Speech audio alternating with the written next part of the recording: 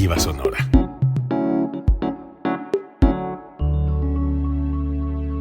Código Libre.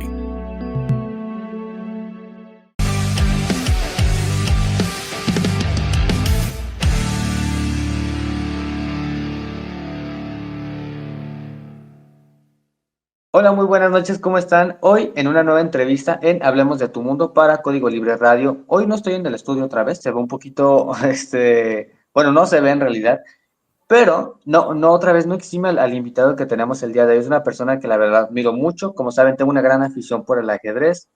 He seguido el ajedrez desde hace mucho tiempo. Justamente gran parte de mi vida se la dedico al ajedrez. Y hoy estamos con una persona que también le ha dedicado muchísimo tiempo a ello. Estamos con Manuel Morza. ¿Cómo estás, Manuel? Bien, gracias por invitarme, Aaron. Muchas gracias, Manuel. Manuel, aquí en Código Libre Radio vemos un poquito lo que es la recapitulación de tu vida, en este caso, tu trayecto en el ajedrez. Obviamente muchas cosas han pasado por lo que ha sido tu vida, pero específicamente en lo que trata el ajedrez para poder comenzar, quisiéramos saber cómo comienzas con esta afición. En primera, yo sé que uno comienza a jugar de maneras distintas, ¿verdad? Se enseña el ajedrez de alguna otra manera. Pero tú, ¿cómo comienzas a darte cuenta que tienes esta afición por este deporte? Bueno, mira, la historia, a lo mejor después de tantos años, siempre se desvirtúa porque la memoria es selectiva y empieza a decir cosas que Ajá. quizás no necesariamente fueron ciertas. Pero, mira, mi papá era guitarrista y como cuando tenía que 10, 11 años, me puso la guitarra y me dijo que me iba a dar mi primera clase. Y, y a partir de ahí, bueno, mi papá como guitarrista, que todos mis hermanos estudiaron un instrumento, pues me dio una primera clase y al final me dijo, me parece que todavía estás chico, tienes las manos muy chicas y quizás debemos esperar un poco. Y en ese, por esa época, Fischer ya estaba dando de qué hablar, estaba jugando el campeonato mundial y, y, y me empecé a ver sobre ajedrez y jugué un par de partidas con mi papá que me ganó, que tenía idea, mi papá tenía idea a pesar de que nunca había estudiado, entendía algunas ideas sobre el desarrollo, no sé si los habría estudiado o no, pero la cuestión es que me ganó y eso me animó más a pensar en jugar, básicamente, ¿no? Y bueno, pues mi mejor fan era mi papá, que me compraba libros. Mi papá trabajaba, tenía un estudio de guitarra que todavía existe, el estudio de arte guitarrístico, que ahora está en la calle Dakota, pero antes estaba en la calle de Aguascalientes, en un edificio que se llama Edificio Aristos, y abajo del Edificio Aristos había un Sanborns. Y ahí mi papá iba y compraba ahí unos chocolatines y de pronto veía algún libro de ajedrez y me lo compraba, ¿no? Entonces, así empecé a estudiar más ajedrez y me gustaba, la verdad me gustaba. Y empecé, primero fui a un torneo, que creo que hice 2 puntos de 6, una cosa así. Se jugaban muchos torneos en la Ciudad de México que se llamaban Sadolún, que era sábado, domingo y lunes, pero en realidad se jugaba viernes, sábado y domingo, ¿no? No sé por qué les decían Sadolún, pero ahí jugué un torneo y entonces, pero yo ya llevaba prácticamente por lo menos 6 meses, 8 meses estudiando y bueno, me gustó y empecé a ir a torneos y mi papá pues tuvo 6 hijos, entonces tampoco podía ocuparse mucho de mí y no presionaba tampoco, o sea, él entendió que si me gustaba, que siguiera, ¿no? Y entonces lo que hacíamos era, yo estudiaba en la prepa en la tarde, entonces normalmente mi papá iba a dar clase a las 4 y me dejaba en la escuela, en el Centro Universitario de México, en el CUM, que era donde estudiaba la prepa, y ya se iba a su estudio, ¿no? Entonces antes comíamos juntos y jugábamos una partidita y después me iba a estudiar, ¿no? A la escuela. Y bueno, pues al final del día, pues empecé a estudiar con mucho más frecuencia y te digo, mi papá era mi mejor fan y fue el que me apoyó siempre, ¿no? Había algún torneo y pues mi papá era el que decía, pues ahí tienes dinero para la inscripción y para lo que necesites y veíamos las partidas y las comentábamos, o sea, y desde ahí, a partir de ahí, empecé a jugar ya formalmente en el ajedrez, aunque no fui hasta mucho después que fui a clubes de ajedrez y demás, pero por mucho tiempo estudié mucho en mi casa solo, ¿no? Porque ninguno de mis hermanos jugaba y y iba a los torneos abiertos, ¿no? Jugaba en Nacional Abierto, pues, en fin. Así empecé realmente, y la afición, como decía Miguel Tal, ¿no? Es como la afición al ajedrez se parece a como cuando te enseñan a jugar y sales de la casa de alguien y no sabes que ya estás infectado como de gripa, y tú vas por la calle caminando y te sientes bien, pero no te das cuenta que estás infectado, ¿no? Y la infección en ajedrez tiene dos posibilidades: o te curas de la infección o es para toda la vida, como es mi caso, que es para toda la vida, ¿no? Entonces el ajedrez es parte es como dijo Kasparov alguna vez, no concibo la vida sin el ajedrez, ¿no? Y pienso igual, ¿no? No le veo mucho sentido a esto del vivir sin la existencia del ajedrez. Yo he recapitulado mucho lo que es la vida de un ajedrecista, porque he hablado con muchos, y Okay. cada quien tiene su manera de vivir, ¿verdad? Cada quien tiene la manera en la que dice, pues yo vivo en las clases, yo con las conferencias, yo hago simultáneas. En este caso, vivir del ajedrez se ha vuelto como todo un tema, y quisiéramos saber cómo lo has llevado tú, porque además lo has llevado con la parte de las redes sociales. Entonces, ¿cómo has llevado esto pues de sustentar algo, ya sea económica o personalmente, con el ajedrez? Bueno, mira, yo la verdad es que cuando yo iba a entrar a la carrera, iba a estudiar física, mi papá incluso me dijo en ese momento: si quieres dedicarte al ajedrez, yo te apoyo. Pero me pareció que, bueno, primero quería estudiar física, por un lado, y por otro lado me pareció un poquito arriesgado vivir dando jaques, ¿no? O sea, la condición que me puso mi papá es algo así como: yo te apoyo, pero eres el mejor de México. Y pues me pareció que la vara estaba muy alta en ese momento, y además quería estudiar, ¿no? Quería ir a la universidad y ver qué pasaba. Y bueno, eso evidentemente retrasó pues mi desarrollo en ajedrez, porque me tuve que dedicar a otras cosas. Y la verdad es que no importa el momento o los tiempos, ¿no? Que hoy son muy especializados y que hoy cualquier jugador de ajedrez casi profesional tiene que dedicarse exclusivamente al juego y no puede hacer otra cosa. Pero en todas las épocas, si no te dedicas con cierta disciplina, pues obviamente no vas a poder progresar, por lo menos a la velocidad que deberías o que quisieras progresar en ajedrez, ¿no? Entonces, pues tuve que no interrumpir, pero sí bajé el ritmo del ajedrez, que era cuando estaba jugando mejor. Cuando entré a la carrera, cuando estaba jugando mejor, yo me di cuenta incluso del salto que había dado en el entendimiento del juego. Me acuerdo de una partida que jugué contra un amigo que se llama David Gottlieb o algo así, Gottlieb creo que es, y me acuerdo que hice una combinación de muy estratégica, todavía me acuerdo de la partida, y me di cuenta que mi entendimiento había cambiado. Ahí fue como, hace un parteaguas, me di cuenta completamente. Y bueno, pues sí tuve que digamos que relantizar un poco el asunto de dedicarme al ajedrez o de jugar más torneos. Había veces que no podía jugar porque tenía exámenes. A veces fui a un torneo a pesar de que tenía exámenes, ¿no? Con resultados catastróficos para la escuela, ¿no? y un poco catastróficos para el ajedrez también. Pero bueno, la cuestión es que este asunto de dedicarse al ajedrez y hacerlo sustentable, pues mira, básicamente era imposible en las épocas que yo jugué. O sea, cuando era juvenil y cuando era adulto joven, pues era muy difícil pensar en dedicarse solamente al ajedrez y sobrevivir.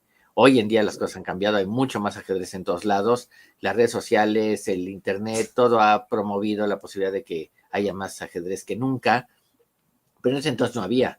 Y bueno, pasaron muchos años hasta que salió YouTube y salió todo este asunto, y particularmente cuando salió YouTube, José Antonio Pontón, yo trabajaba en 1.0 escribiendo artículos, 1.0.com, que era un portal de noticias de cómputo y de tecnología.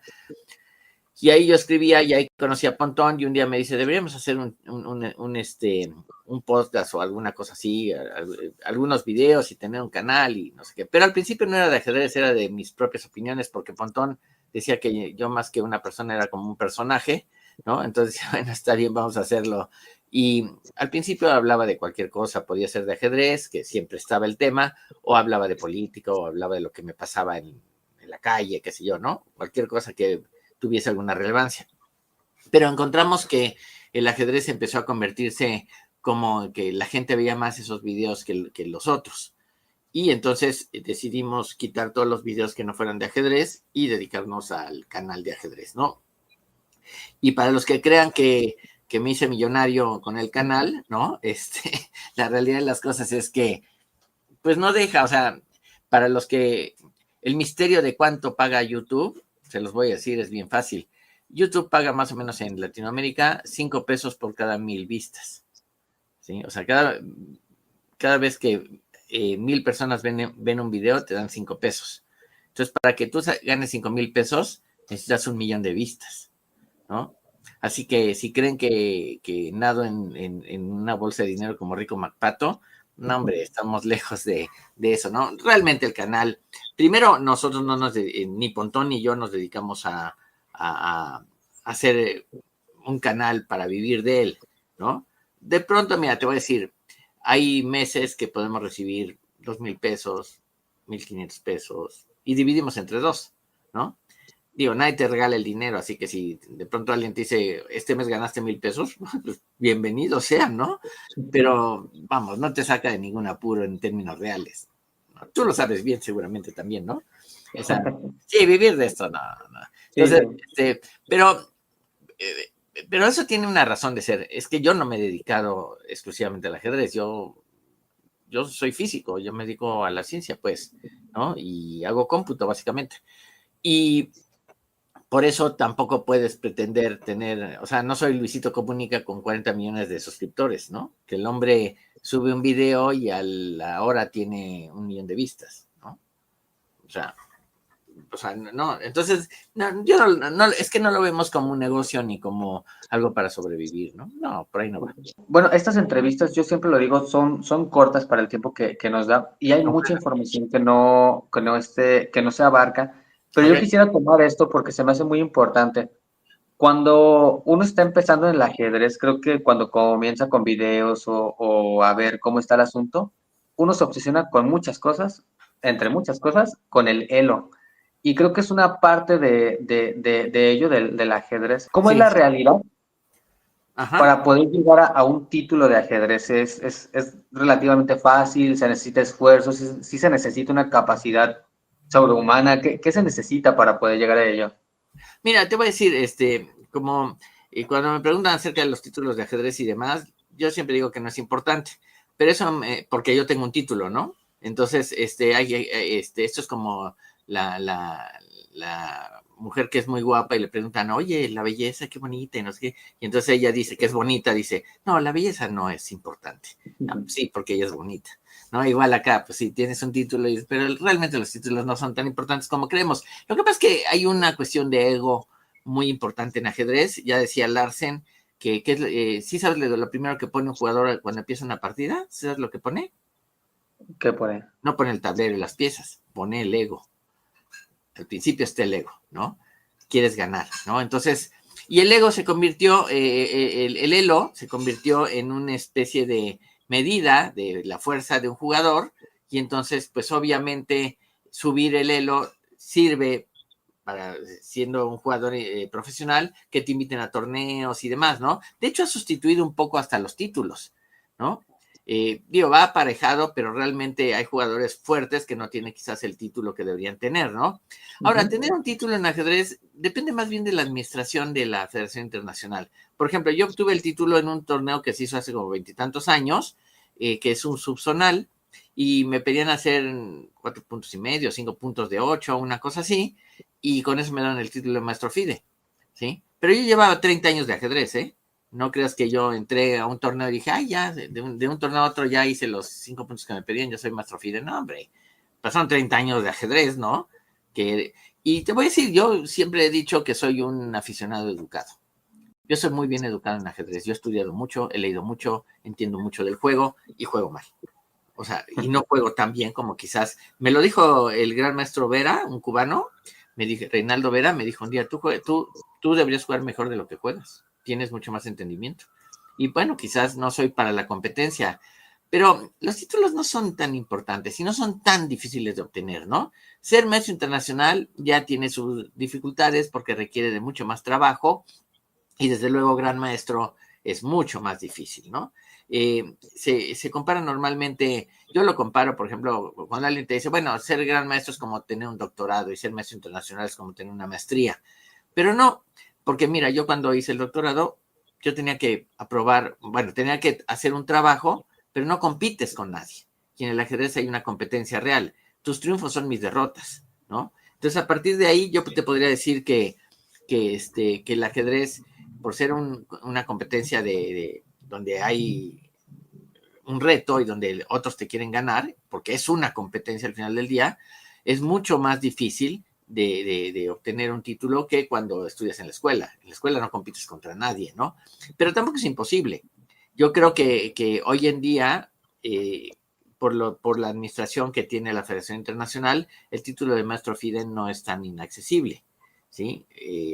Vamos, pero ya de maestro internacional en adelante ya requiere como ser mucho más profesional y dedicarse mucho más, ¿no? Yo diría eso. Perfecto. Morsa, de otra vez, el tema es muy amplio y hay muchísimos temas, pero creo que uno que engloba muy bien al ajedrez es el cómo se vive siendo ajedrecista. En este caso, ¿cómo vives tú siendo ajedrecista? Porque creo que en todo va a haber un poco de mito, de que si el ajedrez es para inteligentes, de que si es esto, de que si es aquello. Pero en este caso, ¿tú cómo vives tu día a día? Si involucra todos los días tener que ver ajedrez, la competencia, el revisar videos, ¿lo sigues manteniendo conforme al día? Mira, yo estudio diario. Para mí el ajedrez es parte fundamental. Yo me levanto pensando en ajedrez y me duermo pensando en ajedrez. O sea, yo sí estoy obsesionado por el juego y muchas de las cosas que hago tienen que ver con el ajedrez. Mi tesis de doctorado tiene que ver con el ajedrez, por ejemplo, ¿no? No le digas a mi asesor de tesis porque él cree que es una tesis de ciencia, pero en realidad es una tesis de ajedrez, ¿no? Más o menos. No, pero yo sí vivo el ajedrez todos los días, ¿no? Por ejemplo, estoy en mi trabajo, que me dedico mucho a cómputo, y de pronto, pues bueno, en algún momento que estoy compilando o que estoy haciendo cosas que llevan cierto tiempo o que estoy procesando información, me pongo a ver algunas cosas en ajedrez y me encuentro con que en Lichess hay una base de partidas de ajedrez de 90 millones de partidas que se juegan el mes en el servidor de Lichess, y encuentro también una base de datos de problemas y para resolver de táctica, y entonces digo, pues voy a hacer un programa que haga eso. Y entonces muchos de mis esfuerzos de cómputo también se reflejan en programas que hacen cosas de ajedrez, ¿sí? Y porque estoy convencido que eso ayuda, ¿no? La computación ha sido fundamental para mejorar en muchos aspectos, y si tienes un programa que te haga ejercicios de táctica, como se ocurre en Lichess, que hay ejercicios que puedes hacer continuamente, o competir contra otros, o a ver cuál es tu récord de resolver problemas sin equivocarte, en fin, hay muchísimas posibilidades, pero de nuevo habla de lo mismo, estoy haciendo cosas de ajedrez, ¿no? Yo no veo videos, ¿eh? Yo normalmente estudio en libros, ya sea en formato electrónico, pero estudio en libros y con el tablero, ya sea electrónico o en tablero normal, ¿no? Pero yo no veo videos. Yo realmente, eso me divierte, ¿no? Me entretienen y está bien, pero no los veo como para estudiar. Para estudiar me siento con los libros, ¿no? Borsa, también quisiera saber esta parte de lo que deja el ajedrez, porque yo sé que muchos lo vemos ya como un trabajo, lo vemos como un desestrés, lo vemos en la competencia, pero en este caso, más allá de lo que haya sido, ahorita lo comentábamos en lo económico, con los fans, el estudiar todos los días, el tener un título, ¿qué te ha dejado personalmente el dedicarte a este deporte? Bueno, mira, primero creo que mis mejores amigos son los del ajedrez, ¿no? Y la razón de eso es sencilla, compartimos la misma obsesión, compartimos el mismo gusto por el juego, y puede ser que haya amigos que no veo por mucho tiempo, y cuando me los encuentro en el torneo es como si no hubiera pasado el tiempo, ¿no? Nos saludamos con el mismo cariño y la misma amistad de siempre, ¿no?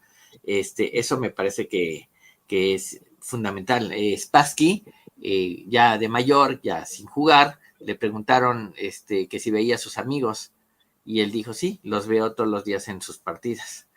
Entonces, creo que es muy importante ese aspecto, ¿no? mis mejores amigos son los del ajedrez. Además son los de largo plazo. Tengo muy buenos amigos de la carrera que no veo más, o que los veo si tengo suerte una vez al año, ¿no? Que nos reunimos en algún momento. Pero la realidad es que el ajedrez, eso, en ese sentido, y la posibilidad de conocer a jugadores de altísimo nivel, ¿no? Pude jugar con Kasparov, pude entrevistarlo, entrevisté a Karpov, entrevisté a Judith Polgar, o sea, a Topalov. He tenido chances de poder hablar con gente que de esto sabe toneladas, ¿no?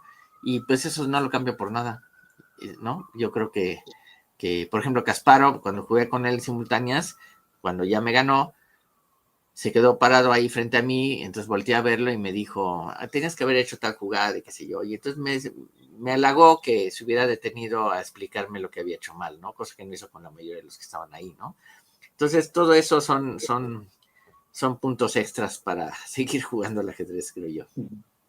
Perfecto. Morsa, ahorita ya estamos a punto de terminar. De igual manera, yo siempre he dicho que el ajedrez siempre se tiene que estar, pues actualizando y nos tenemos que actualizar con ello, ¿verdad? Con los jugadores, con los torneos, con cómo va creciendo.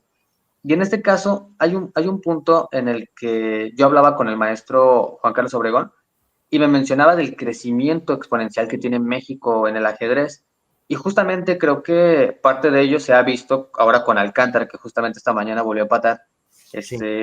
Se ve y cada vez, no es decirlo, sino ver los resultados de cómo está creciendo el ajedrez en México. Tú que llevas años con esto del ajedrez y que lo has visto crecer también de esta manera, ¿qué opinas de todo ello? ¿Qué opinas de la actualidad del ajedrez aquí? No, yo creo que hay muchos más torneos que antes, hay una organización mucho mejor. A mí me tocó jugar en condiciones infrahumanas, ¿no? El plan seccional tiene un domo como de básquetbol y cuando jugué ahí no había suficiente luz, había goteras, el baño era intratable de poder ir al baño, ¿no? Decía un amigo, el baño tiene vida propia, ten cuidado, ¿no? Era todo complicado. Hoy en día se juega en hoteles, se juega en condiciones mucho mejores, ¿no? Antes tú llevabas tu ajedrez, tu reloj, ahora hay ajedrez y reloj para todos, ni pluma tienes que llevar, que te dan hasta pluma, ¿no? Si no tienes, ¿no? Entonces yo creo que sí, el ajedrez ha mejorado en ese sentido. Yo siempre he pensado que la gente a veces no se da cuenta, ¿no? Que esta organización cuesta, ¿no? Y tienes un montón de árbitros y hay que pagarles, y hay que pagar salones, y hay que pagar pues rentas de mesas y sillas y todo lo que sea.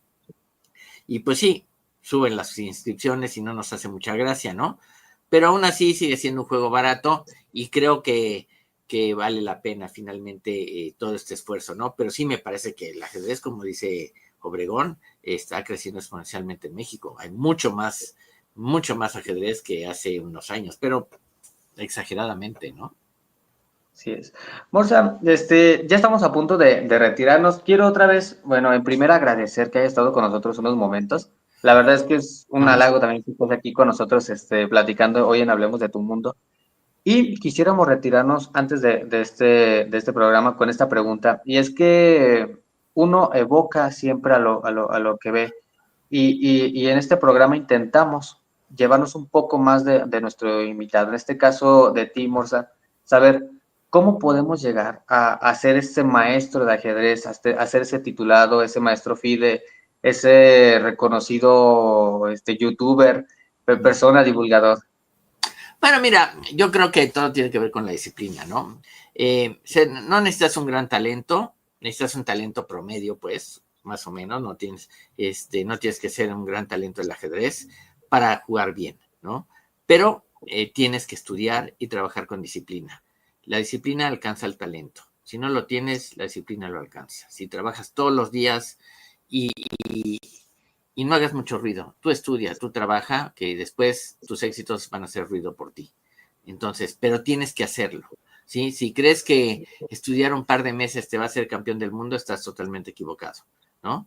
Difícilmente vas a progresar si estudias un mes, 2 meses y después lo dejas. No, esto es de por vida, ¿no? Alcántara, que ahora está jugando también, tiene 23 años, creo, ¿no? Por ahí. Bueno, pues Sí. empezó a los 4 o 5. O sea, tiene 19 años jugando al ajedrez, ¿sí? Continuamente. son 19 años de trabajo y es un profesional y es un súper jugador, ¿no? Pero hasta ahorita se está empezando a ver y sigue estudiando y sigue trabajando, no creas que se duermen sus laureles, ¿no? Tiene un entrenador, está patrocinado y creo que todo eso influye, ¿no? Así que yo diría que si quieres mejorar, si quieres llegar a un título, bueno, hay que ir a torneos, hay que enfrentar a otros jugadores, pero no puedes pretender tener un título si no trabajas y estudias en el juego.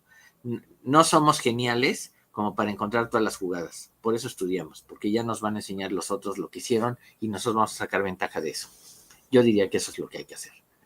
Muchas gracias, Manuel. Manuel, ahora sí ya estamos terminando. Otra vez quiero volver a agradecer un poco que hayas estado aquí con nosotros. La verdad es que, pues, lo que se pueda decir del ajedrez siempre es muy importante. Y aquí en el programa intentamos eso, que se vea bien lo que es el ajedrez, cómo se vive de ello. Y antes de retirarnos, queremos saber si nos puedes mandar un pequeño saludo para toda la gente que escucha Código Libre Radio. Pues bueno, pues un saludo a todos los de Código Libre Radio. Jueguen al ajedrez, es muy divertido, es muy duro también, se sufre como cualquier deporte competencia, pero me parece que los beneficios de largo plazo son muy claros, ¿no? Termino con un poco una frase que me dijo una vez un profesor de buceo, que decía: el buceo es lo mejor, lo más bonito que te puede pasar, porque además de bucear, puedes conocer gente y visitar lugares. Con el ajedrez yo creo que puede pasar más o menos lo mismo, ¿no? Conoces gente, visitas diferentes lugares y juegas al ajedrez. ¿Qué más le pides a la vida? Así que muchas gracias por la invitación, Aarón, y mucho éxito. Muchas gracias. Bueno, nos vamos despidiendo. Manuel, para toda la gente y para toda la gente que está escuchando, pues un gran saludo. Esperemos nos puedan ver hoy en el episodio número 34 de Hablemos de tu Mundo y nos vemos en el siguiente. Adiós.